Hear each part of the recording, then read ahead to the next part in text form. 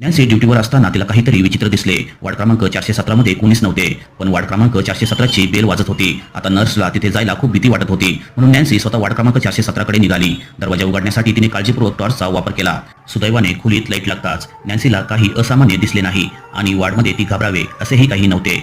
Nancy पुन्हा नर्सकडे गेली आणि खोलीतली वायरिंग जुनी असल्याचे समजून सांगितले. उद्या वायरिंग दुरुस्त करायला कोणाला तरी सांगावे लागेल. पण तेवढ्यात वार्ड क्रमांक 417 ची बेल वाजली. नॅन्सीने स्वतःला पटवून दिले की एक वैद्यकीय व्यावसायिक म्हणून तिला विज्ञानावर विश्वास ठेवायला हवा.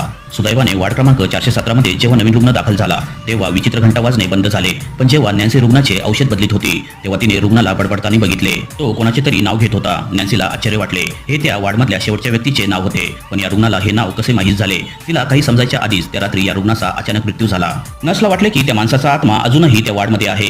तिला तो वार्ड बंद करायचा होता, पण नॅन्सीने विज्ञानाचा आग्रह धरला आणि नर्सची ऑफर नाकारली. पण जेव्हा नवीन रुग्ण ऍडमिट झाल्यावर तोही त्याच नावाने गुणगुणायला लागला.